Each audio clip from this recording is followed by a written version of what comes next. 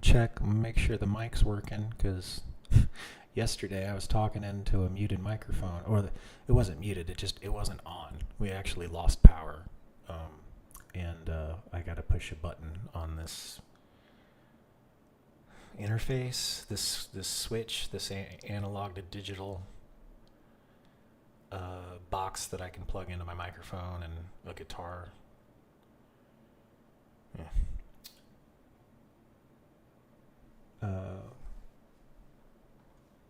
Phoebus is also here with us. Let me pop out the chat real quick.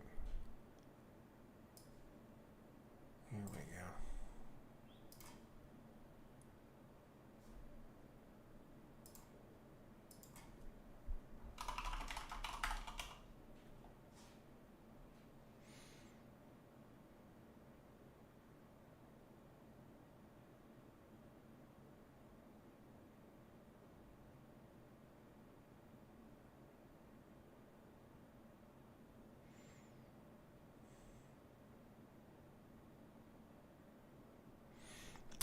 Phoebus is messaging me.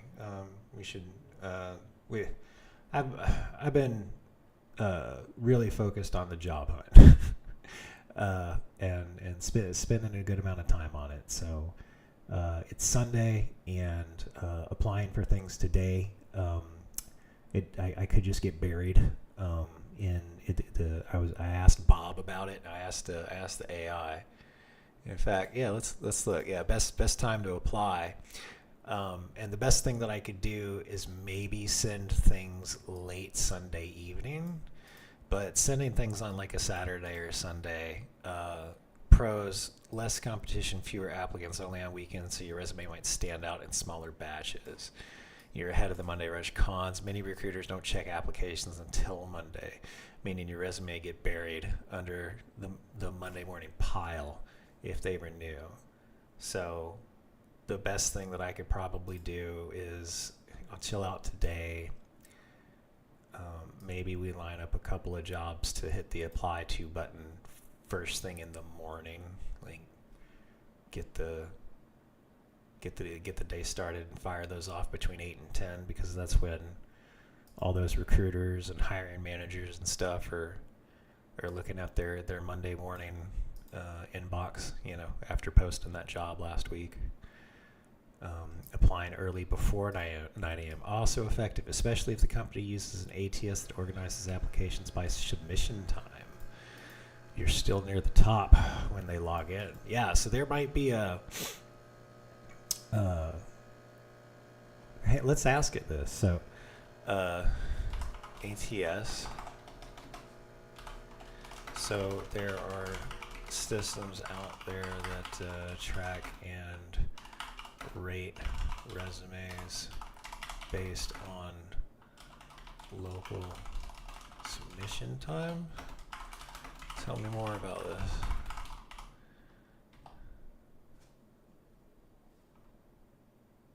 Yes, indeed. ATS stands for Applicant Tracking System. It's just another acronym, and it's a core piece of tech used by most companies. Recruiters receive, scan, rank, and filter resumes before human eyes even see them. An applicant tracking system is software that automates the hiring process. Parse your resume, score, rank applicants, organize applicants, filter out resumes. Greenhouse, Workday, Lever, Bullhorn, why submission time matters. Many ATS platforms allow recruiters to sort candidates by submission times. That means earliest applicants often get seen first, especially if the recruiter is trying to fill the role fast. Late applicants may not even be looked at if the recruiter finds someone solid in the first batch. Sunday night, Monday morning submissions often land at the top where recruiters log in for the week. Some ATS platforms timestamp application at local time, where others use UTC, but applying... What can you do? Apply earlier in the job's life cycle, ideally within the first 48 hours. Okay.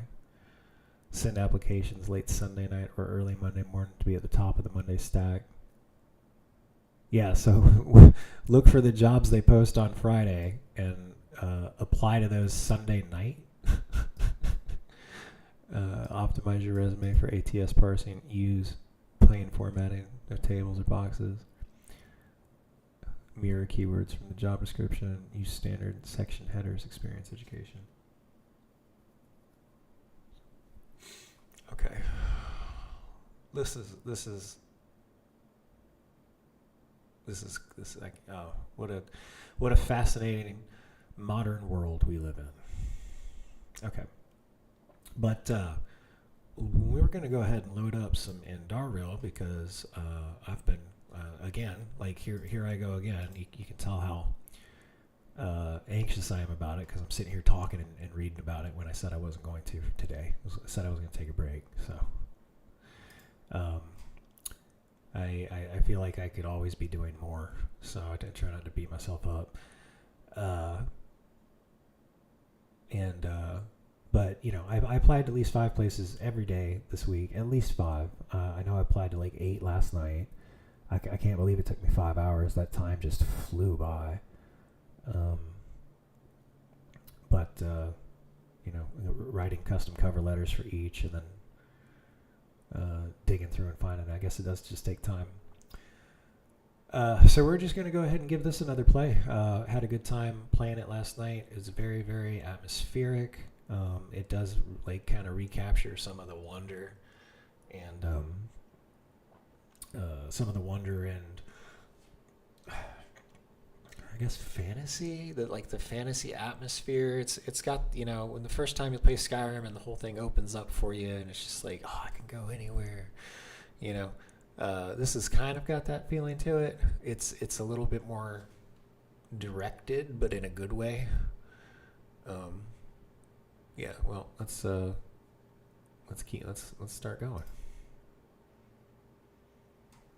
And last time I checked, their website was down because if you go to Sure AI, sadly their page does not load. This came out back in like 2016, so maybe he or she's not renewing the server or whatever. Let's go ahead and start.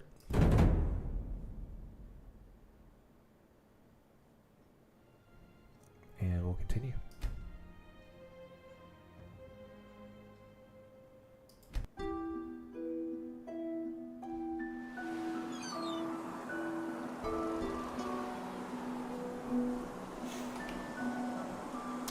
We just got done killing a bunch of skeletons.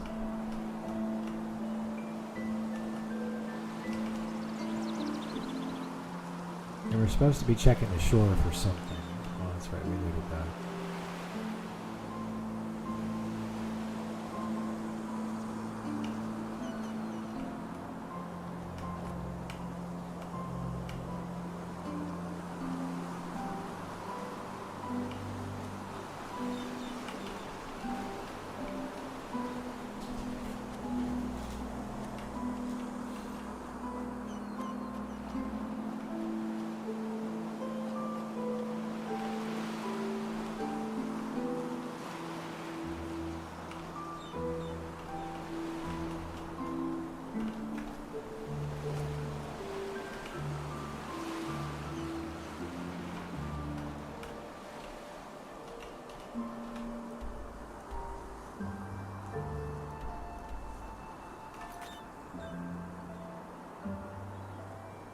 Find the strong bots which Euro threw into the sea near his house. Okay, so we got it near his house, so we should probably go back.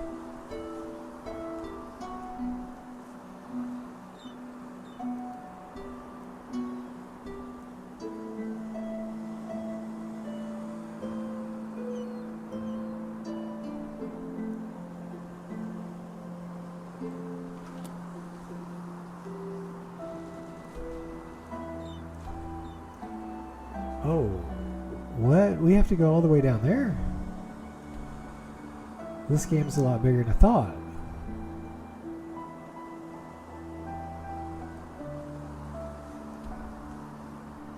Okay. Dang.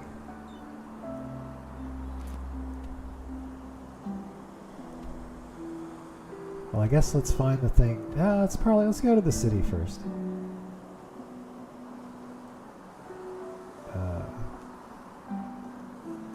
What is this? Is this like... I can go this way? I can cross that way?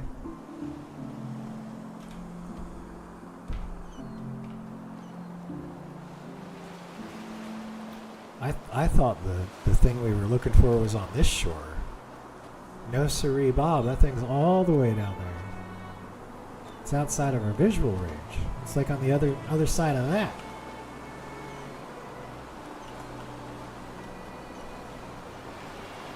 I guess we're going to check out this island.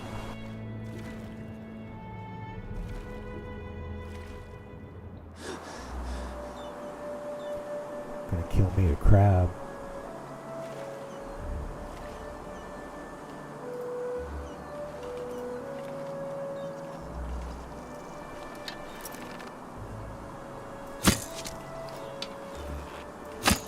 Oh, that's a big crab.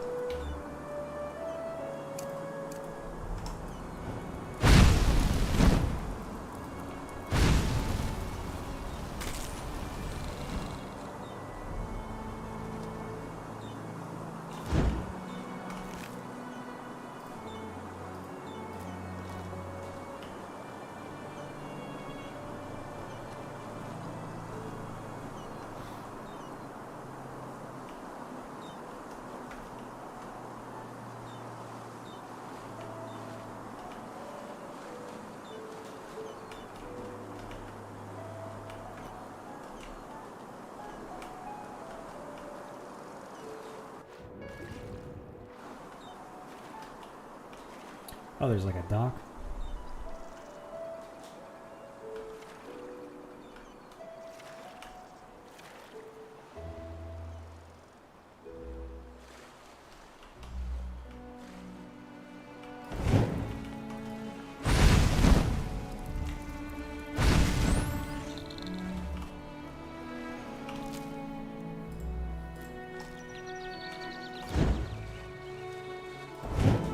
No crab is safe.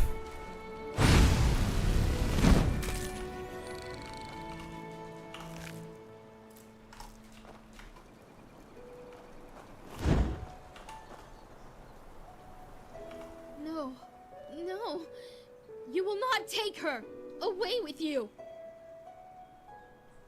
You will not have her. Elfried stays with me. And drop the disguise already. I know a god of death when I see one. Maybe she's not supposed to be laying down.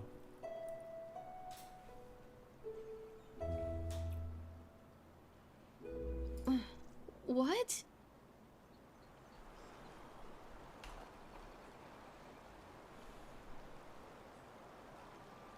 Oh, I'm sorry. I had a nightmare.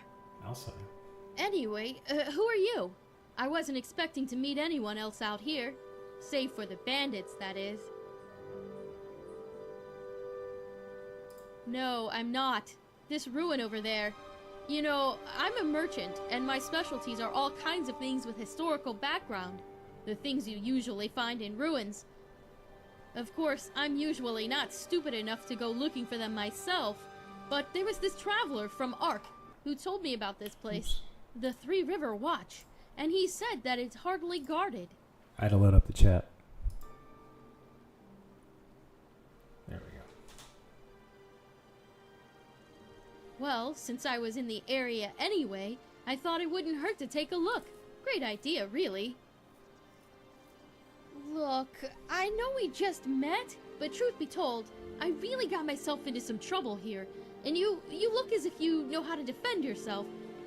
Something terrible happened, and I simply don't know what to do anymore. Yes, my Elfried. She was kidnapped. By the stars, I was so stupid. We were just about to make camp for the night, and I went to search for some firewood. And then, just like that, she's gone.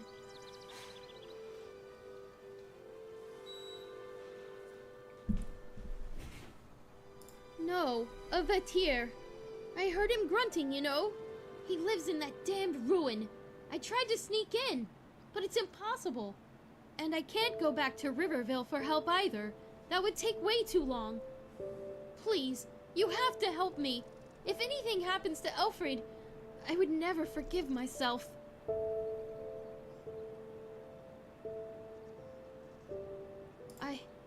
I'm sure I have something that's useful to you. But please, let's talk about that once you've saved her. Every second we waste puts her in danger. Oh, by the ancient fathers, thank you, and hurry! What? Oh, yes, sure.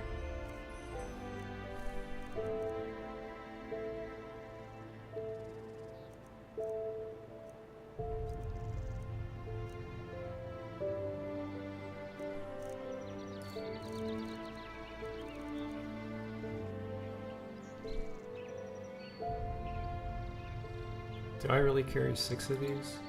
Yep.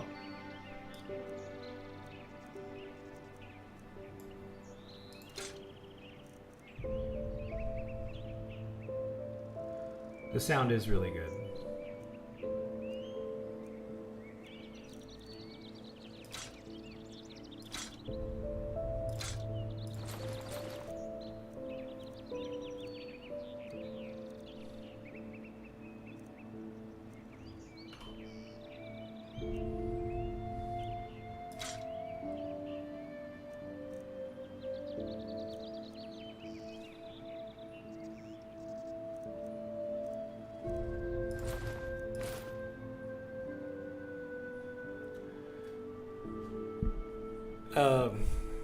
I know that information was present in the documentary we watched the other day, but I can't remember off the top of my head right now.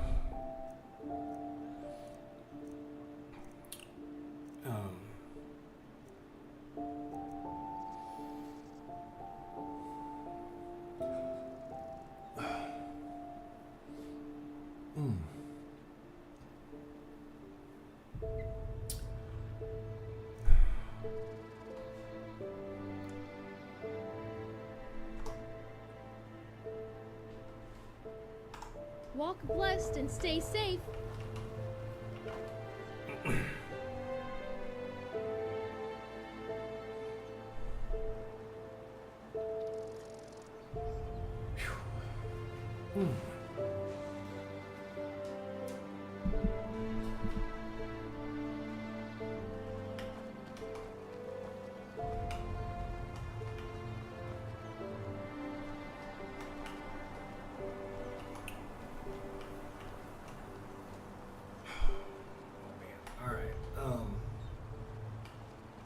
Ooh, there's a chest over there.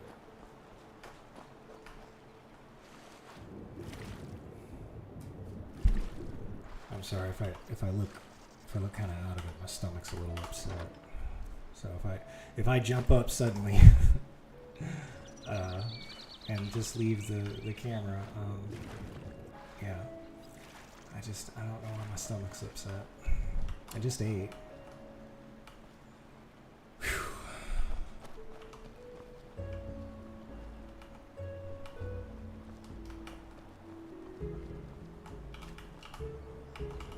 No butterfly is safe.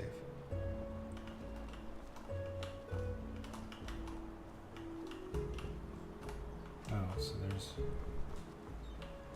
Oh, look, there's one of those mushrooms that give you carry weight.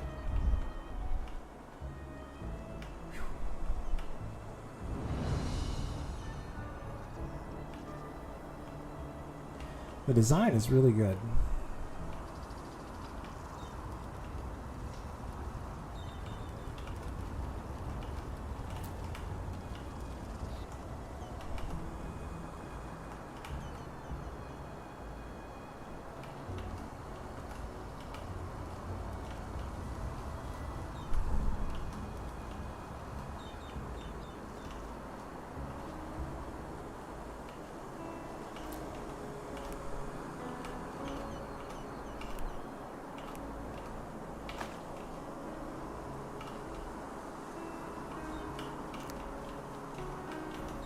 Lots of rewards for adventuring, exploring.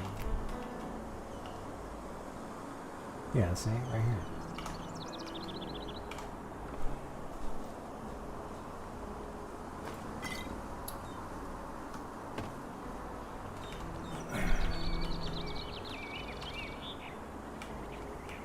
Oh, and another one. Great. Oh, they put this chair here for a reason. There we go. That's where we were.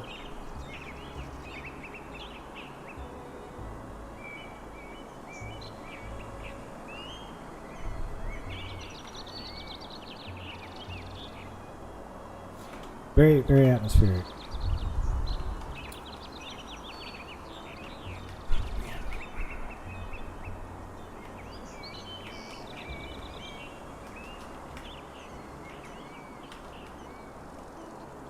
Okay, I think, God, I'm going to save it right here. And we'll load this back up in a minute. I need a couple minutes, really. Give me just a sec here. Let's, what's dude's name? Right here. I feel I would very much I need a couple minutes because my stomach's upset. So we're gonna check out what this guy said in the documentary. I'm gonna put on my headphones and I'll be listening to this, but I need a couple minutes. This is the section of his documentary where he's talking about ENDERAL, so we'll check this out, and then my stomach should be feeling better by then. I hope. And then we can pick up ENDERAL some more. So let's check this out. And this will buy me a couple minutes, and I'll come back and check in with y'all. I don't know what's wrong with my stomach.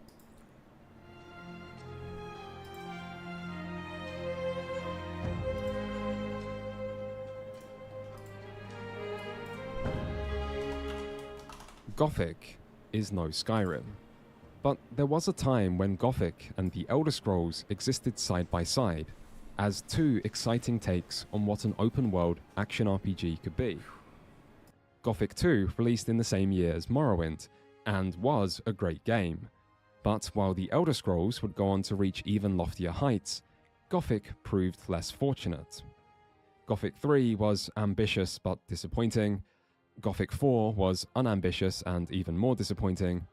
Original developer Piranha Bytes' actual attempts at successors in Risen, Elix, and their various sequels were somewhat better, but they weren't the successor to Gothic 2 many fans longed for, and for a long time, it seemed like that true successor would never exist. Until it did. The Chronicles of Myrtana Arkelos is a total conversion mod for Gothic 2, made by fans and released for free in 2021. It's also one of the best RPGs of the decade. The Chronicles of Myrtana is the Gothic successor there never was, and it is arguably even better than its inspiration.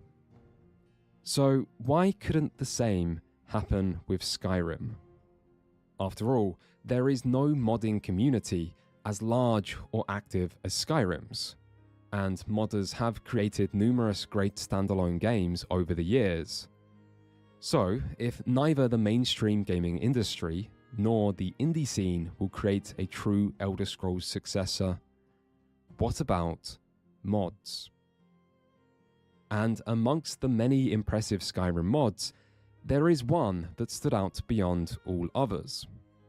One game ambitious enough to create something of a comparable size, with a development team experienced enough to see such an ambitious project through to its conclusion. And that game is ENDERAL, The Shards of Order, which is called ENDERAL Forgotten Stories on Steam, but make sure to download the special edition version if you can, because it runs much better. Don't be like me and download the wrong version, because that's the one you added to your wishlist 6 years ago. Although, if you do, you can copy over saves. ENDERAL originally released in 2016, but it's received updates and expansions since, and it is not the first game from developer Sure AI, or the first game set in this universe. Neharim at Fate's Edge was a total conversion mod for Oblivion that released in 2010, which I have also played, and Arctwend and Maya Aranath are total conversion Morrowind mods that released even earlier, and all of these are set in the same world of Vin. The fact that these games were being made for the better part of 2 decades should show how much the developers care about the lore behind these games and how developed that lore actually is. It is a setting, in many ways, akin to the Elder Scrolls. But what about ENDERAL itself? It begins with a dream that soon turns nightmare, featuring a dead family, the consumption of flesh, and a father, apparently yours, although I don't blame you if you don't find him to be the most trustworthy source. Bring me a nice crisp piece of meat! Bring me a nice crisp piece of meat! Bring me a nice crisp piece of meat! Bring me a nice crisp... After this, you're given a brief recap of the story of Nerim, which, while not necessary, does help to have played, before the game begins properly with your newly created character stowed away aboard a ship bound for the island nation of ENDERAL. For once, you are not a prisoner, but you still get caught and almost killed before being thrown overboard, only to be saved by some mysterious magical intervention. Interestingly, of the 4 games featured in this video, 3 of them begin with some sort of shipwreck or accident that leads to the player washing up on shore. The only exception is Dread Delusion, and even that game began on a ship. From here, after you're done admiring how muscular your back is, what the hell, he's not even flexing, you then have several short but largely linear walking and dungeon sections that eventually end with you getting ambushed by bandits and saved by Jespar, one of several prominently featured companions. The relatively long length of this intro gives you a bit of an indication of what's in store for you in ENDERAL. This game places a heavy focus on story, and free mod or not, it certainly doesn't lack ambition. Jespar provides you with a better introduction to the story, explaining that the people of ENDERAL have started suffering from something called the Red Madness, causing people to start going insane, and that you are suffering from something called Arcane Fever, which occurs when people awaken new magical powers, as you recently have. This fever will eventually lead to your death if not cured, and so finding a cure becomes your first big main story objective. Still, after this conversation, the game does finally open up. This is ENDERAL's Elder Scrolls moment, and unlike the previous games in this video, most of this world is theoretically open to you at this point, even if you are placed on a path that is trying to shepherd you to the first village. Still, unlike in Oblivion or Skyrim, this world absolutely does not scale to your level. In fact, one of the first lessons ENDERAL seems determined to teach players is to be careful and save often, as early game encounters can wreck you. ENDERAL's world is dangerous, and that's never more obvious than at the very beginning. What's more, unlike in the Elder Scrolls, healing is restricted, as each use of a healing spell or potion will increase the level of your arcane fever, leading to debuffs and eventually death unless you can reduce this level with a fairly rare elixir. Through this, ENDERAL fixes one of Skyrim's biggest design flaws, which is that in Skyrim you could just open the menu to eat food or chug potions anytime you're in danger, giving you an infinite get out of danger free card. By contrast, healing in ENDERAL can only take you so far and needs to be considered against its cost, and so finding beds to rest at as a way to heal instead becomes a necessary part of survival. In fact, early encounters are so vicious that you'll probably find yourself backtracking to the same beds multiple times as you slowly and carefully explore your surroundings. This caution is not very Elder Scrolls-like, but it does add plenty of excitement, as long as you don't mind the extra difficulty. The world itself still looks very familiar, which makes sense, but there are other subtle differences here as well. For one thing, it's pretty packed with points of interest, although that's partly because points of interest tend to be more clustered together here than in the more evenly spaced Skyrim. Secondly, far less of those points of interest are long dungeons. Skyrim is basically a world of dungeons, but by contrast, ENDERAL uses them more sparingly, and this actually helps incentivize exploration. In Skyrim, there's not much point exploring a dungeon if you don't have a quest that takes place there, as most dungeons are alike, And so many of them do feature in quests that you're incentivized to wait until you have that quest before clearing it. In ENDERAL, quests are less dungeon-centric, and you can often explore a handful of points of interest in the time it would take you to clear a single Skyrim dungeon, while being more likely to find unique loot or rewards in the process to make them feel worthwhile. The experience points these provide also feel more rewarding, as ENDERAL's world lacks level scaling. Instead, the game starts you off in one corner of the map, which acts as the single low-level area, and then when you're ready to take the training wheels off, everything pushes you towards the main city of Ark, found in the map's center. From here, the world can basically be represented by a heat map, where the further you get from Ark and the center, the higher level things get, which basically allows you to head off and explore in any direction you like. It's just that danger will increase the further away you go. This is actually really clever. It's a great way to avoid the problems of level scaling seen in certain Elder Scrolls games, while still providing a respectable amount of freedom and openness.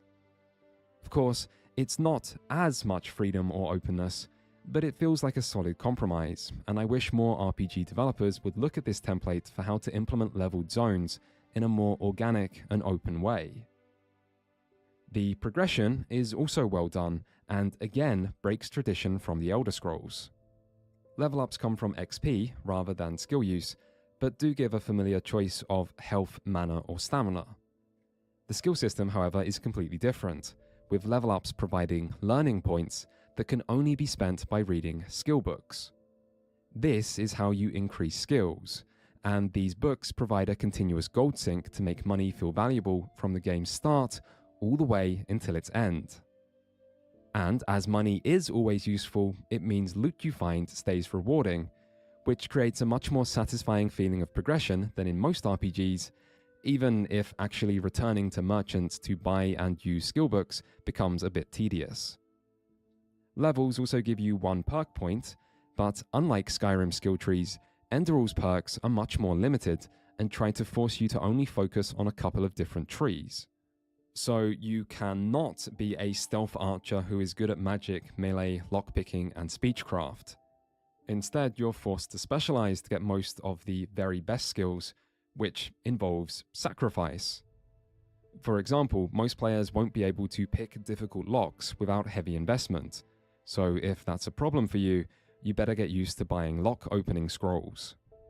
Likewise, don't expect to be good at multiple schools of magic or completely different combat styles. This makes your choice of build feel much more impactful and improves replayability, even if some players probably miss being good at everything. And so, ENDERAL feels intelligently designed and makes some clear improvements to Skyrim's RPG systems. Where its status as a free mod becomes more obvious is in its many bugs and occasional presentation problems. I am not someone who complains about bugs very often. I'd like to think I have a high tolerance and can look past a lot of jank for the right game. But ENDERAL did test my tolerance. The infrequent humorous mishaps are one thing and have a certain charm.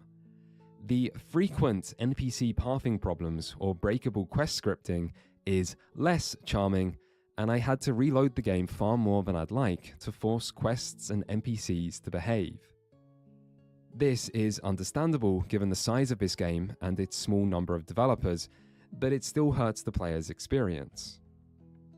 The writing can also be mixed, although its average quality is quite high, and there is plenty of it. Maybe a little too much, as some NPCs seem in love with the sound of their own voice in a way that screams overly self-indulgent writing. But the problem is much more one of inconsistency than quality. Needless to say, I was rather grateful that dialogue choices often allow you to ask for shortened explanations, while marking which dialogue is actually optional. And yet, at its best, ENDERAL's writing can be great. Quests like A Song in the Silence, which is the one where you meet Rhynius, arguably surpasses anything seen in a recent Bethesda game, and the main story itself is surprisingly deep and takes you to plenty of unexpected places. Still, the single most impressive thing about ENDERAL is just how much this game includes for a free mod. This is a 90-hour game, and it's fully voice acted, and that voice acting is usually really good. The city of Ark is far bigger than any city in Skyrim, and probably even bigger than the Imperial City in Oblivion.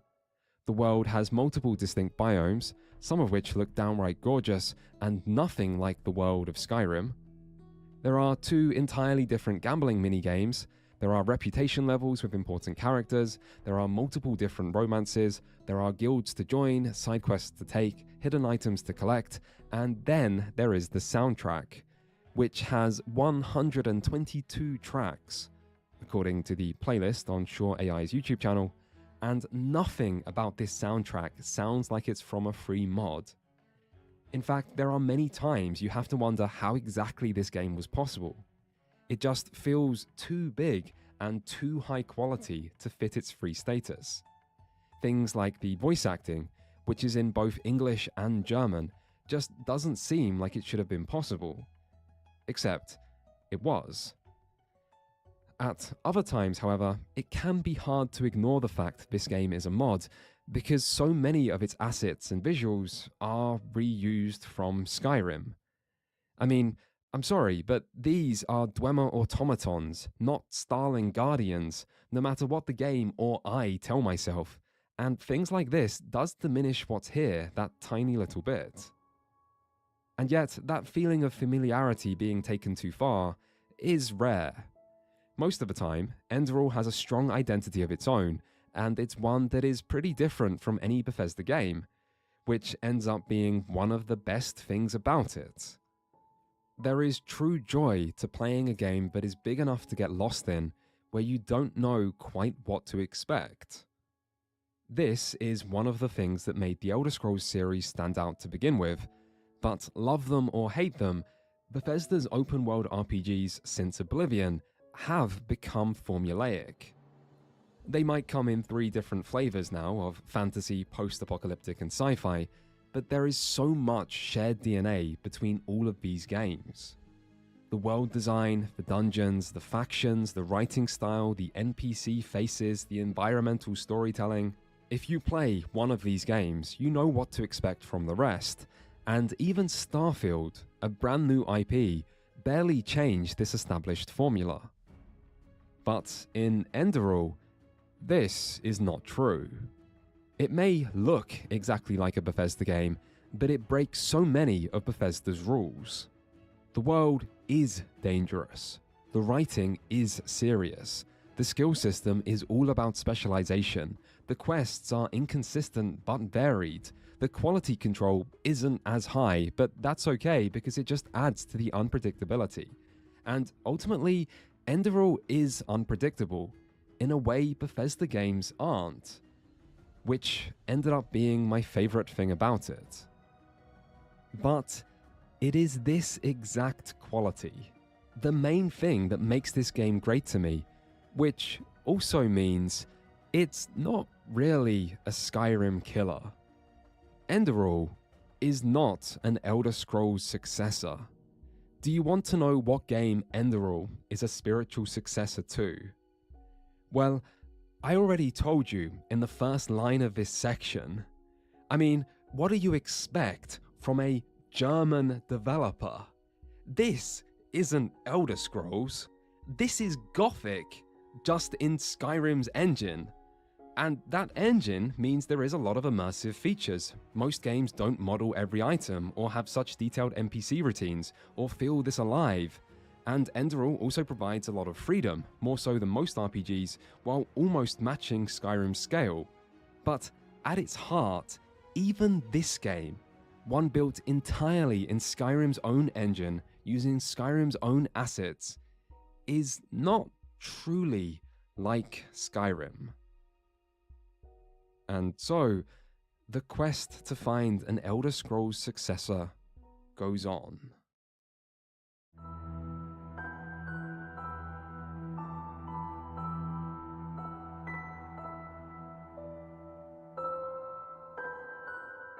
Where are all the Elder Scrolls successors?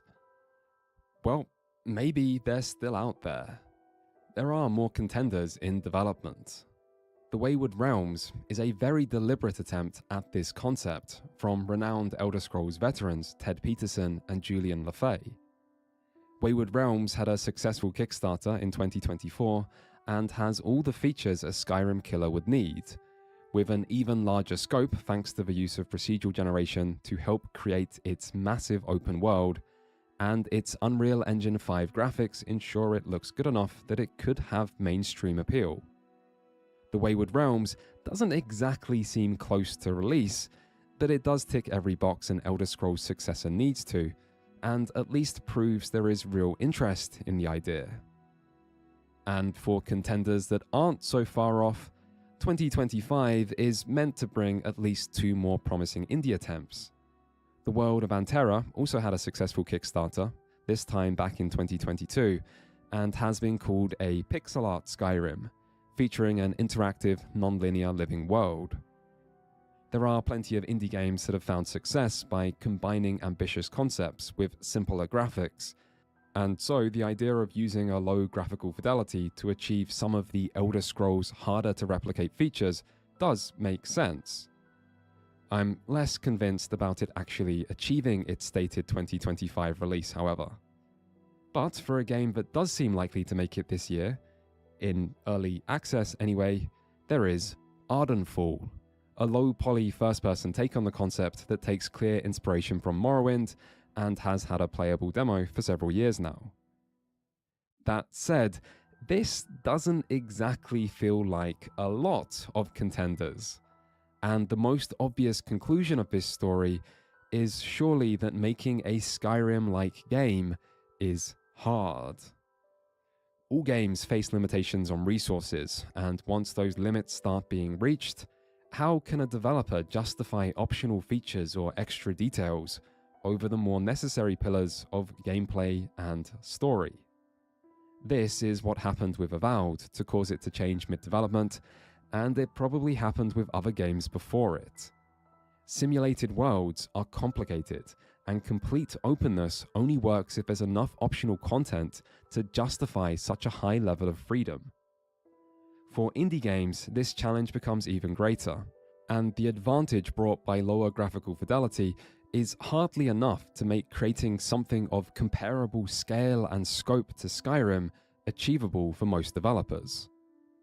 It's a bit like trying to create an indie MMO. There are just some types of games that work better with a limited budget than others, and a Scrolls-like is not one of them. These are games where bigger is better, and everything can impact immersion. And even Bethesda has struggled with replicating these aspects in future titles. In the meantime, there's always Kingdom Come Deliverance 2, which I didn't mention here, mostly because I covered it in my last video, but which is about as close as you can currently get to a AAA Skyrim killer. Kingdom Come might be more main story focused and lacks that Elder Scrolls level of freedom, but it still offers a simulated open world full of immersive systems which are arguably even more immersive than that of Skyrim. I'm personally hoping the success of Kingdom Come Deliverance 2 helps renew interest in more systemic-driven open worlds over the more dominant, copy-pasted checklists of the Ubisoft approach, but that is a hope, not a prediction. Otherwise, there's always the Oblivion remake, which has not been announced as of me recording this, but has been rumored since I started this video, and if those rumors are correct, will probably end up surprise releasing around the time this video is finished. I'm not sure what the quality of the Oblivion remake will be at this point, but even if it's bad, I bet it will still sell a massive amount because there is an obvious desire for Elder Scrolls-like games that no one else is currently meeting. And finally, if all else fails, there's always the Elder Scrolls 6, which will have to release one day. I mean, it has a better chance than the Winds of Winter, at least. God, if you could go back in time and tell my 2011 self that in 14 years, there would be no new Song of Ice and Fire books and no new Elder Scrolls games, I would have probably just ignored you and kept walking. But it is still hard to believe. For now though, the Elder Scrolls stands largely alone, and the longer it goes unrivaled, the greater its legacy will grow. Thank you for watching. If you want to support these videos, you can do so via Patreon. Okay, y'all. I hate to do this, but I'm gonna go ahead and probably take about an hour break. I just my stomach is settling, and sitting in front of a computer playing a first person game, moving around and all that kind of stuff does not appeal right now. So we'll pick that back up as soon as everything kind of calms down. It feels like I'm getting motion sickness or something trying to play the damn game. So I don't want to do that. I want to enjoy the game, and I'm so sorry to like cut this. I guess I can keep it going and we can check out a documentary, but I gotta get horizontal for a couple minutes. Okay, should I keep like a documentary playing, or should I just stop the stream and come back in like an hour or two?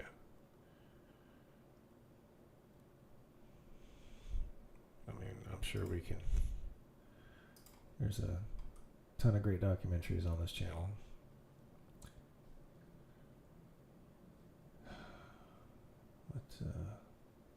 We got that with the Total Warhammer one. I mean, this is interesting. Elden Ring is disappointing. I mean, and then he says Dark Souls is underrated. So